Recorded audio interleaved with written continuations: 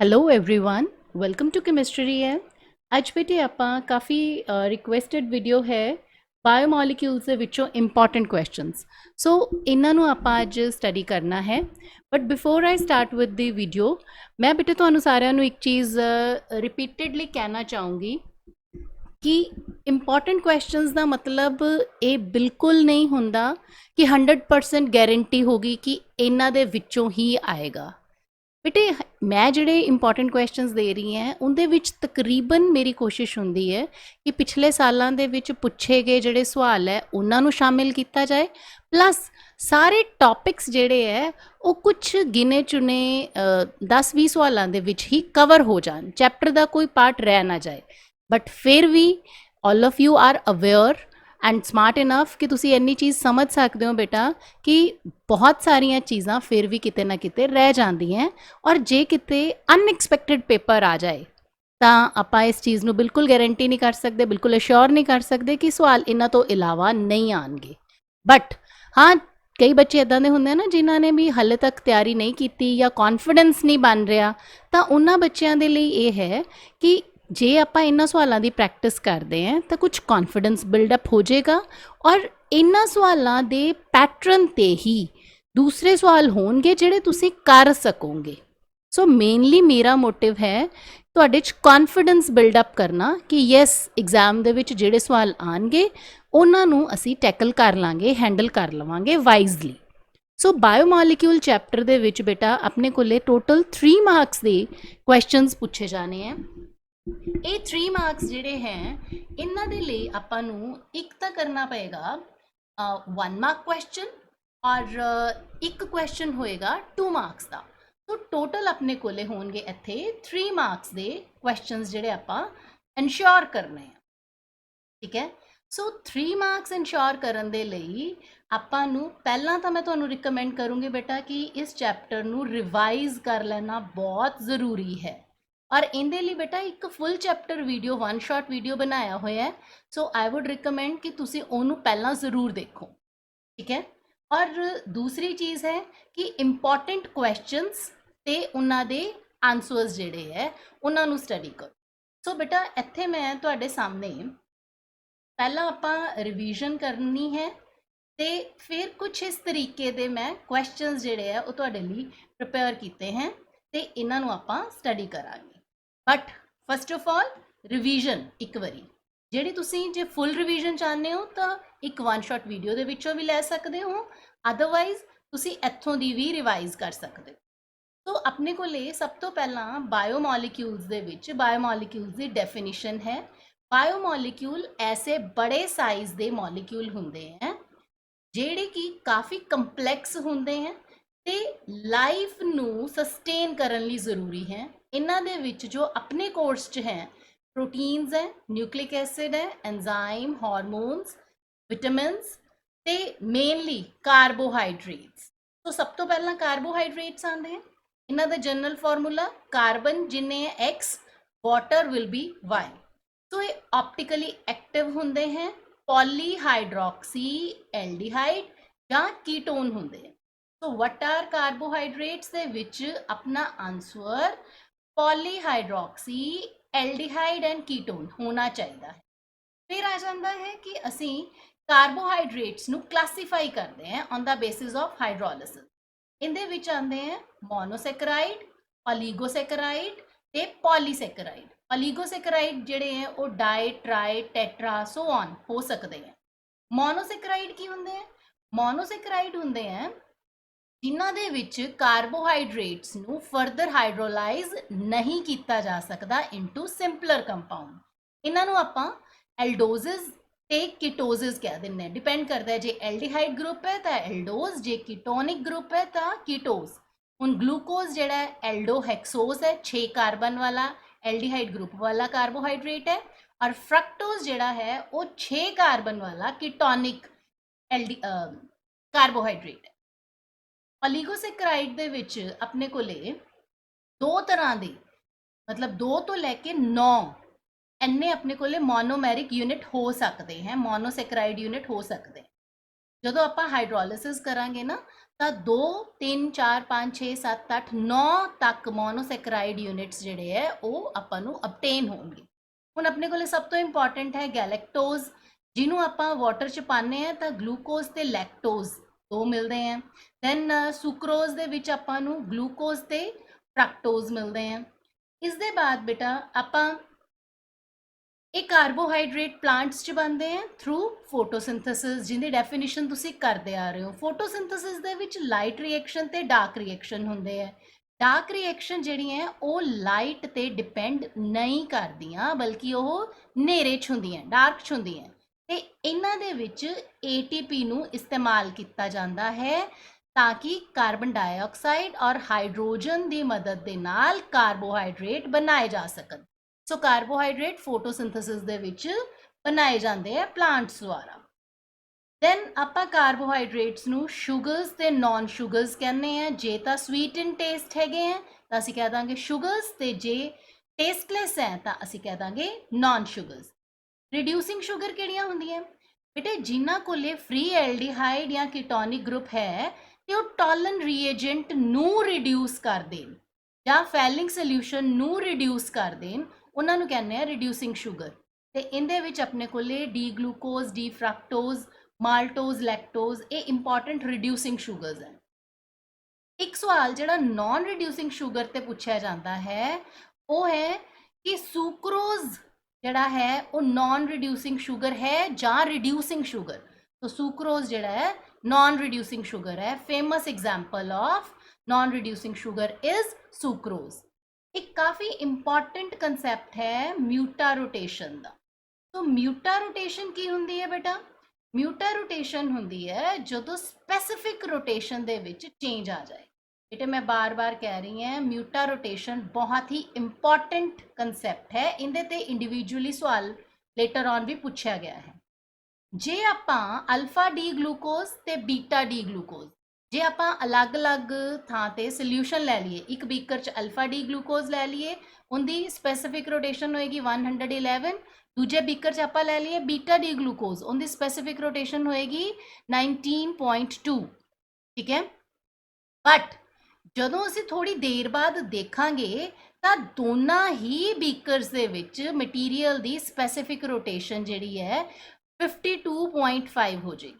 So specific rotation of an optically active compound ਦੇ ਵਿੱਚ ਜਿਹੜੀ ਆਪਣੇ ਆਪ ਹੋਣ ਵਾਲੀ ਚੇਂਜ ਹੈ, ਸਪੌਂਟੇਨੀਅਸ ਚੇਂਜ, ਉਹਨੂੰ ਕਿਹਾ ਜਾਂਦਾ ਹੈ ਮਿਊਟਾ ਰੋਟੇਸ਼ਨ। ਨੈਕਸਟ ਆ ਜਾਂਦਾ ਬੇਟਾ ਇਨਵਰਟ ਸ਼ੂਗਰ ਤੇ ਤੁਹਾਨੂੰ ਸਵਾਲ ਪੁੱਛਿਆ ਜਾ ਸਕਦਾ ਹੈ, ਕਾਫੀ ਇੰਪੋਰਟੈਂਟ ਸਵਾਲ ਹੈ। ਸੁਕਰੋਜ਼ ਨੂੰ ਡੈਕਸਟਰੋ ਰੋਟੇਟਰੀ ਕੰਪਾਊਂਡ ਆਪਾਂ ਨੂੰ ਪਤਾ ਹੈ ਕਿ ਇਹ ਹੁੰਦਾ ਹੈ, ਜਦੋਂ ਇਹਦੀ ਅਸੀਂ ਸਪੈਸੀਫਿਕ ਰੋਟੇਸ਼ਨ ਦੇਖਦੇ ਹਾਂ ਤਾਂ ਉਹ 66.5 ਹੁੰਦੀ। ਜਦੋਂ ਇਹਦਾ ਆਪਾਂ ਹਾਈਡਰੋਲਿਸਿਸ ਕਰ ਦਿੰਨੇ ਆ ਤਾਂ ਸਾਡੇ ਕੋਲੇ ਦੋ ਚੀਜ਼ਾਂ ਬਣਦੀਆਂ, ਇੱਕ ਤਾਂ ਗਲੂਕੋਜ਼ ਬਣਦਾ ਹੈ ਤੇ ਦੂਸਰਾ ਬਣਦਾ ਹੈ ਫਰਕਟੋਜ਼।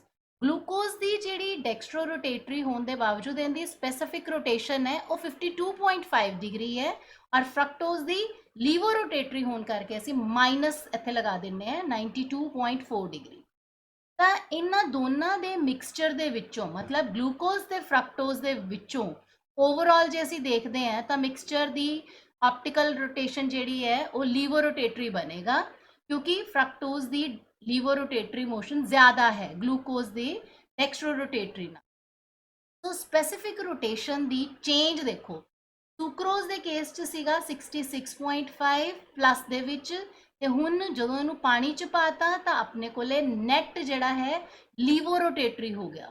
ਸੋ ਡੈਕਸਟਰੋ ਤੋਂ ਲੀਵੋ ਰੋਟੇਟਰੀ ਹੋ ਜਾਣ ਨੂੰ ਅਸੀਂ ਕਹਿੰਦੇ ਹਾਂ ਕਿ ਆਪਟੀਕਲ ਰੋਟੇਸ਼ਨ ਜਿਹੜੀ ਹੈ, ਸਪੈਸੀਫਿਕ ਰੋਟੇਸ਼ਨ ਜਿਹੜੀ ਹੈ ਉਹ ਇਨਵਰਟ ਹੋ ਗਈ, ਚੇਂਜ ਹੋ ਗਈ, ਫਰੋਮ ਪਲੱਸ ਟੂ ਮਾਈਨਸ ਹੋ ਗਈ।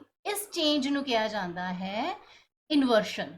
ਔਰ ਆਪਣੇ ਕੋਲੇ ਕਿਹੜੀ ਸ਼ੂਗਰ ਹੈ ਜਿਹੜੀ ਇਸ ਤਰ੍ਹਾਂ ਇਨਵਰਸ਼ਨ ਸ਼ੋ ਕਰਦੀ ਹੈ? It is sucrose. Glucose and fructose ਦਾ ਮਿਕਸਚਰ ਫਾਰਮ ਹੋ ਜਾਂਦਾ ਹੈ, ਇਸ ਕਰਕੇ ਇਹਨੂੰ ਅਸੀਂ ਸੁਕਰੋਜ਼ ਨੂੰ ਇਨਵਰਟ ਸ਼ੂਗਰ ਕਹਿੰਦੇ। Next important concept is of functions of carbohydrate. So बेटा carbohydrate ਜਿਹੜੇ ਹੈ ਉਹ mainly body fuel ਦੇ ਤੌਰ ਤੇ ਇਸਤੇਮਾਲ ਹੁੰਦੇ ਹੈ, source of energy ਹੈ। ਜਦੋਂ ਇਹਨਾਂ ਦਾ ਹਾਈਡਰੋਲਿਸਿਸ ਹੁੰਦਾ ਹੈ ਤਾਂ ਗਲੂਕੋਜ਼ obtain ਹੁੰਦਾ ਹੈ। then ਇਹ ਸਟੋਰੇਜ ਆਫ એનર્ਜੀ ਵਾਸਤੇ ਵੀ ਯੂਜ਼ ਕਰਦੇ ਆ, ਮਤਲਬ ਜਦੋਂ ਕਿਤੇ ਐਮਰਜੈਂਸੀ ਨੀਡ ਹੁੰਦੀ ਹੈ ਬਾਡੀ ਨੂੰ, ਕੋਈ ਫਾਸਟਿੰਗ ਹੈ ਜਾਂ ਇਲਨੈਸ ਹੈ, ਤਾਂ ਉਦੋਂ ਕਾਰਬੋਹਾਈਡਰੇਟ ਜਿਹੜੇ ਹੈ ਉਹ ਇਸਤੇਮਾਲ ਕੀਤੇ ਜਾਂਦੇ ਹੈ। then they act as structural material for cell walls ਜਿਹੜੀਆਂ ਉਹ ਸੈਲੂਲੋਜ਼ ਦੀਆਂ ਬਣੀਆਂ ਹੁੰਦੀਆਂ, ਸੈਲੂਲੋਜ਼ ਇੱਕ ਕਾਰਬੋਹਾਈਡਰੇਟ ਹੈ। Very good. then last point ਆ ਜਾਂਦਾ ਹੈ ਕਿ ਜਿਹੜੇ ਕੁਝ ਕਾਰਬੋਹਾਈਡਰੇਟ ਜਿਵੇਂ ਕਿ ਸ਼ੂਗਰ ਹੈ ਜਾਂ ਸਟਾਰਚ ਹੈ, ਇਹ ਆਪਣੇ ਫੂਡ ਦੇ ਮੇਨ ਕਨਸਟੀਟੂਐਂਟਸ। ਇਸ ਦੇ ਬਾਅਦ ਜਿਹੜਾ ਵੈਰੀ ਇੰਪੋਰਟੈਂਟ ਹੈ ਉਹ ਹੈ ਬਾਇਓਮੋਲੀਕਿਊਲ ਪ੍ਰੋਟੀਨ। ਪ੍ਰੋਟੀਨ ਕੀ ਹੁੰਦੇ ਹੈ? ਬਾਇਓਪੋਲੀਮਰ ਆਫ ਅਮੀਨੋ ਐਸਿਡ। ਬੇਟਾ ਅਮੀਨੋ ਐਸਿਡਸ ਨੂੰ ਅਸੀਂ ਅਮੀਨੋ ਐਸਿਡ ਕਿਉਂ ਕਹਿੰਦੇ ਹਾਂ? ਕਿਉਂਕਿ ਇਹਨਾਂ ਦੇ ਵਿੱਚ ਆਪਣੇ ਕੋਲੇ ਇੱਕ ਤਾਂ ਕਾਰਬੋਕਸਿਲਿਕ ਐਸਿਡ ਗਰੁੱਪ ਹੁੰਦਾ ਹੈ। ਕਾਰਬੋਕਸਿਲਿਕ ਐਸਿਡ ਗਰੁੱਪ ਜਿਹੜੀ ਕਾਰਬਨ ਤੇ ਲੱਗਿਆ, ਨੈਕਸਟ ਕਾਰਬਨ ਅਲਫਾ ਕਾਰਬਨ ਤੇ ਹੀ ਅਮੀਨੋ ਗਰੁੱਪ ਲੱਗਿਆ ਹੋਇਆ, ਸੋ ਇਹਨੂੰ ਅਸੀਂ ਇਸ ਕਰਕੇ ਅਲਫਾ ਅਮੀਨੋ ਐਸਿਡਸ ਵੀ ਕਹਿ ਦਿੰਦੇ। ਅਲਫਾ ਅਮੀਨੋ ਐਸਿਡਸ ਜਿਹੜੇ ਹੈ ਉਹ ਆਪਟੀਕਲੀ ਐਕਟਿਵ ਵੀ ਹੁੰਦੇ ਹੈ, ਤੇ ਗਲਾਈਸਿਨ ਕੱਲਾ ਐਸਾ ਆਪਟੀਕਲੀ ਇਨਐਕਟਿਵ ਅਲਫਾ ਅਮੀਨੋ ਐਸਿਡ ਹੈ ਜਿੰਦੇ ਕੋਲੇ ਕੋਈ ਵੀ ਕਾਇਰਲ ਕਾਰਬਨ ਨਹੀਂ ਹੁੰਦੀ। ਸਾਰੇ ਨੈਚੁਰਲੀ ਅਕਰਿੰਗ ਅਲਫਾ ਅਮੀਨੋ ਐਸਿਡਸ ਦੀ ਐਲ ਕਨਫਿਗਰੇਸ਼ਨ ਹੁੰਦੀ। ਸੋ ਇਸ ਦੇ ਬਾਅਦ ਆ ਜਾਂਦਾ ਹੈ ਕਿ ਅਮੀਨੋ ਐਸਿਡ ਪੈਪਟਾਈਡ ਲਿੰਕੇਜ ਦੇ ਨਾਲ ਜੁੜੇ ਹੁੰਦੇ ਹੈ। ਬੇਟਾ ਇੱਕ ਗੱਲ ਯਾਦ ਰੱਖੋ, CONH ਲਿੰਕੇਜ ਨੂੰ ਅਸੀਂ ਪੈਪਟਾਈਡ ਲਿੰਕੇਜ ਕਹਿੰਦੇ ਹਾਂ। ਕਿਵੇਂ ਹੁੰਦਾ ਹੈ? ਆ ਇੱਕ ਗਲਾਈਸੀਨ ਤੇ ਐਲਾਨਿਨ ਦੋ ਅਮੀਨੋ ਐਸਿਡ ਹੈ, ਇੱਕ ਅਮੀਨੋ ਐਸਿਡ ਦੇ COH ਦੇ ਵਿੱਚੋਂ OH ਤੇ ਦੂਸਰੇ ਦੇ NH2 ਦੇ ਵਿੱਚੋਂ ਦੀ H। ਇਹ ਐਜ਼ ਵਾਟਰ ਜਿਹੜਾ ਨਿਕਲ ਗਿਆ, ਇਸ ਥਾਂ ਤੇ ਜਿਹੜਾ ਬੌਂਡ ਬਣੇਗਾ CONH ਬੌਂਡ ਬਣੇਗਾ।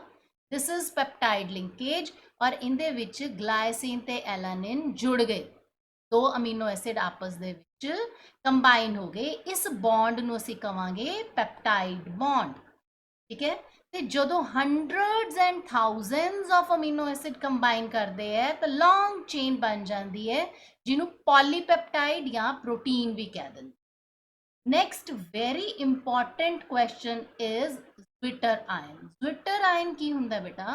अमीनो एसिड दे विच जिहड़ा NH2 ग्रुप है ते जिहड़ा COH ग्रुप है बेटे, इत्थों दी H पॉजिटिव निकल जाएगा ते NH2 जिहड़ा H पॉजिटिव नूं एक्सेप्ट कर लेगा, NH3 पॉजिटिव और CO नेगेटिव।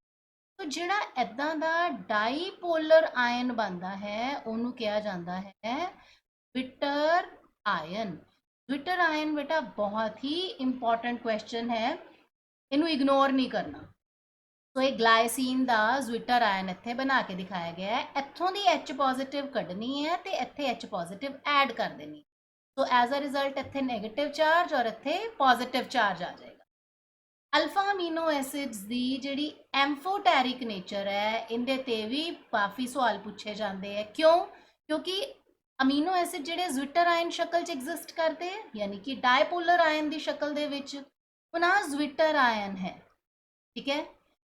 ज्विटर आयन दे कोले दोनों चार्जेस हैं। जदों इहदे असीं एसिड पोर करांगे तो ये एज बेस बिहेव करेगा। तो बेस किवें बिहेव करेगा? जे ये H पॉजिटिव एक्सेप्ट कर लैंदा, तो इत्थे CO नेगेटिव ने एक्सेप्ट कर लिया, ठीक है, तो अपने कोले सिर्फ पॉजिटिव आयन बचेगा। तो जे असी बेसिक मीडियम च ज्विटर आयन नूं पा दिंने हैं तो ज्विटर आयन एक एसिड के तौर पर बिहेव करेगा, एसिड के तौर पर यह प्रोटोन लूज करेगा, NH3 पॉजिटिव दे विचों दी प्रोटोन लूज हो जाता है तो नैट साडे कोले नैगेटिव चार्ज बच जाता। जदों साडे कोले या पॉजिटिव या नैगेटिव चार्ज बच गया तो यह एक्सटर्नल फील्ड दे विच उल्ट इलैक्ट्रोड्स वाल मूव करनगे। पर जे असी pH इस तरीके नाल कंट्रोल कर लीए कि अमीनो एसिड जिहड़ा डायपोलर ज्विटर आयन है वो किसी पासे मूव ना करे, किसी इलैक्ट्रोड वाल पासे ना माइग्रेट करे, तो उस pH नूं कहा जाता है आइसो इलैक्ट्रिक पॉइंट। एंड बेटा believe me, isoelectric point is very important। तो zwitter ion and isoelectric point एक काफ़ी इंपॉर्टेंट कंसेप्ट्स है।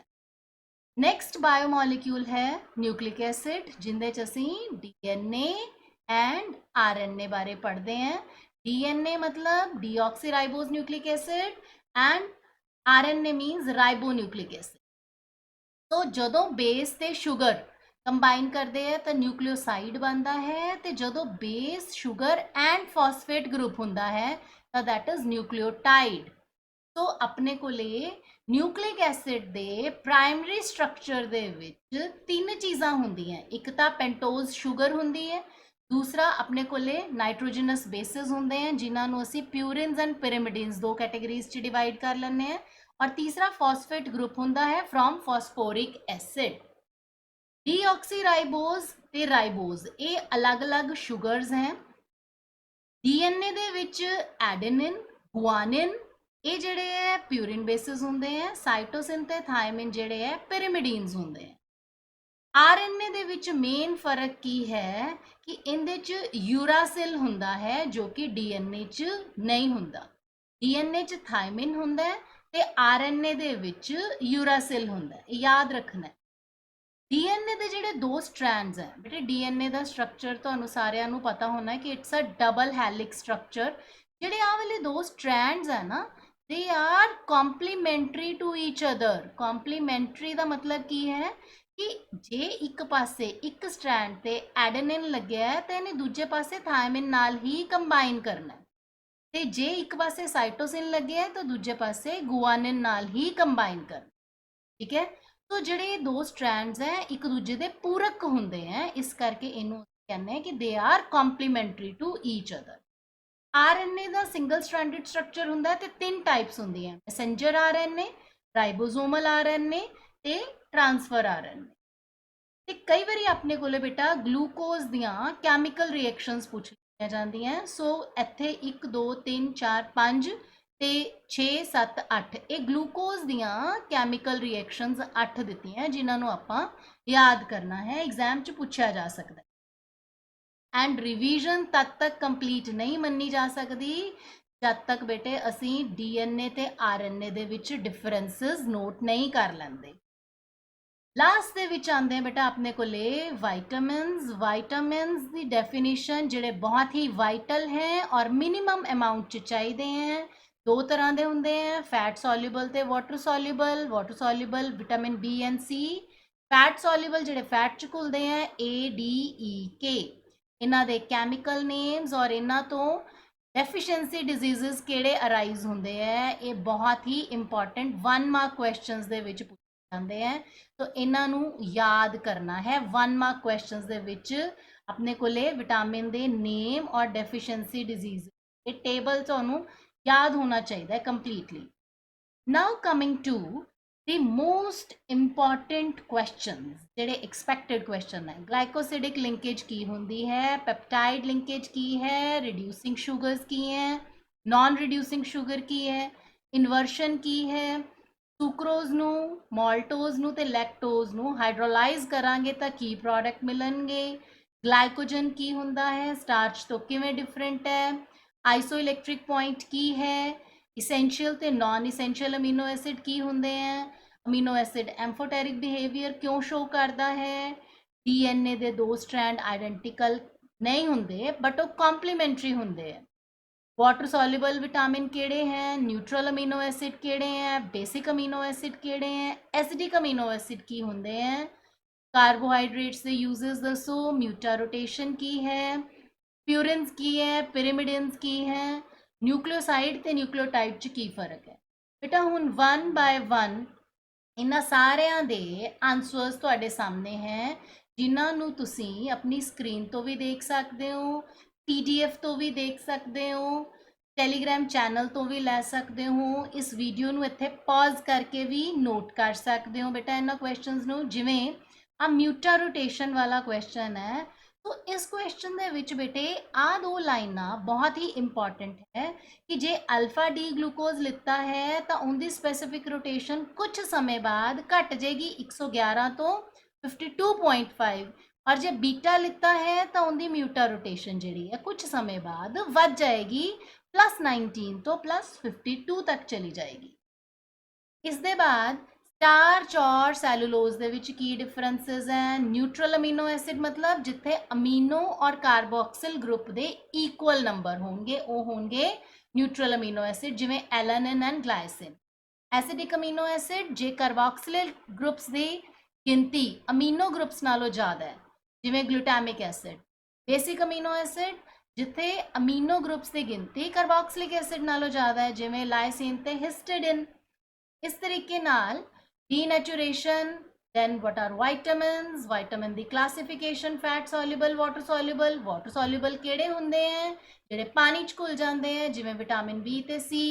fat soluble ਕਿਹੜੇ ਹੈ? ਜਿਹੜੇ ਫੈਟਸ ਚ ਘੁਲਦੇ ਹੈ, ਜਿਵੇਂ vitamin A, D, E and K। ਇਸ ਦੇ ਬਾਅਦ ਡੀਨੈਚੁਰੇਸ਼ਨ ਆਫ ਪ੍ਰੋਟੀਨ ਦਾ ਕੀ ਮਤਲਬ ਹੈ? ਜਦੋਂ ਪ੍ਰੋਟੀਨ ਦੇ ਵਿੱਚ ਬੇਟੇ ਆਪਾਂ pH ਚ ਚੇਂਜ ਲਿਆਉਂਦੇ ਆ ਨਾ, ਤਾਂ ਉਹਦੀ ਹਾਈਡਰੋਜਨ ਬੌਂਡਿੰਗ ਡਿਸਟਰਬ ਹੋ ਜਾਂਦੀ ਹੈ, ਜਿਹਨੂੰ ਅਸੀਂ ਕਹਿ ਦਿੰਦੇ ਆ ਡੀਨੈਚੁਰੇਸ਼ਨ ਹੋ ਜਾਂਦੀ ਹੈ, ਜਿਵੇਂ curdling of milk. So native protein ਜਿਹੜਾ ਡੀਨੇਚਰਡ ਪ੍ਰੋਟੀਨ ਨਾਲੋਂ ਕਿਵੇਂ ਡਿਫਰੈਂਟ ਹੁੰਦਾ ਹੈ? ਪ੍ਰੋਟੀਨਸ 'ਚ ਕਿਹੜੀ ਲਿੰਕੇਜ ਹੈ? CONH linkage. ਕੀ ਨਾਮ ਹੈ? Peptide linkage. So amino acid amphoteric behaviour ਕਿਉਂ ਸ਼ੋ ਕਰਦੇ ਹੈ ਬੇਟੇ? ਇਹ ਚੀਜ਼ ਮੈਂ ਤੁਹਾਨੂੰ ਐਸਿਡਿਕ ਮੀਡੀਅਮ ਔਰ ਬੇਸਿਕ ਦੇ ਵਿੱਚ ਜ਼ਵਿਟਰ ਆਇਨ ਕਿਵੇਂ ਰਿਐਕਟ ਕਰੇਗਾ ਦੱਸਿਆ ਹੈ। ਦੈਨ ਆਈਸੋਇਲੈਕਟ੍ਰਿਕ ਪੁਆਇੰਟ ਕੀ ਹੁੰਦਾ ਹੈ? ਇਸੈਂਸ਼ੀਅਲ ਅਮੀਨੋ ਐਸਿਡ ਜਿਹੜੇ ਸਾਡੇ ਸਰੀਰ 'ਚ ਨਹੀਂ ਬਣਾਏ ਜਾ ਸਕਦੇ ਤੇ ਸਾਨੂੰ ਡਾਈਟ 'ਚੋਂ ਲੈਣੇ ਪੈਂਦੇ ਹੈ, ਜਿਵੇਂ ਲਾਈਸਿਨ, ਵੈਲਿਨ। ਨਾਨ ਇਸੈਂਸ਼ੀਅਲ ਜਿਹੜੇ ਸਾਡੇ ਸਰੀਰ ਦੇ ਵਿੱਚ ਸਿੰਥੇਸਾਈਜ਼ ਕੀਤੇ ਜਾ ਸਕਦੇ ਹੈ ਤੇ ਸਾਨੂੰ ਬਾਹਰੋਂ ਲੈਣ ਦੀ ਇਹਨਾਂ ਨੂੰ ਲੋੜ ਨਹੀਂ ਪੈਂਦੀ, ਜਿਵੇਂ ਗਲਾਈਸਿਨ ਤੇ ਐਲਾਨਿਨ। ਪ੍ਰੋਟੀਨਸ ਦੇ ਐਲਫਾ ਹੈਲਿਕਸ ਸਟਰਕਚਰ ਨੂੰ ਕਿਸ ਤਰ੍ਹਾਂ ਦੀ ਬੌਂਡਿੰਗ ਸਟੇਬਲਾਈਜ਼ ਕਰਦੀ ਹੈ? ਤੁਹਾਨੂੰ ਇਹ ਸਵਾਲ ਮੈਂ ਪਹਿਲਾਂ ਪੁੱਛਿਆ, what is glycogen and how is it different from starch?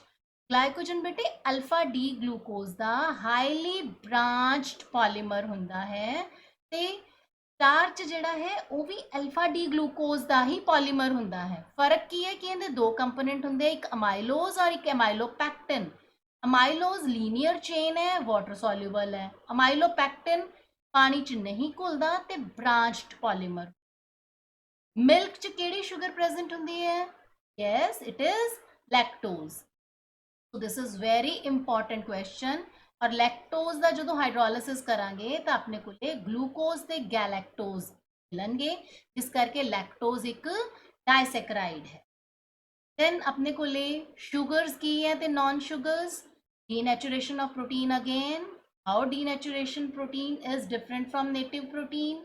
Last ਆ ਜਾਂਦਾ ਹੈ ਗਲੂਕੋਜ਼ ਨੂੰ ਜੇ ਬ੍ਰੋਮੀਨ ਵਾਟਰ ਨਾਲ ਰਿਐਕਟ ਕਰ ਰਹੇ ਹੈ ਤਾਂ ਆਪਣੇ ਕੋਲੇ ਗਲੂਕੋਨਿਕ ਐਸਿਡ ਬਣੇਗਾ, ਤੇ ਜੇ HI ਨਾਲ ਟ੍ਰੀਟ ਕਰ ਰਹੇ ਹਾਂ ਤਾਂ ਆਪਣੇ ਕੋਲੇ N-ਹੈਕਸੇਨ ਬਣੇਗੀ।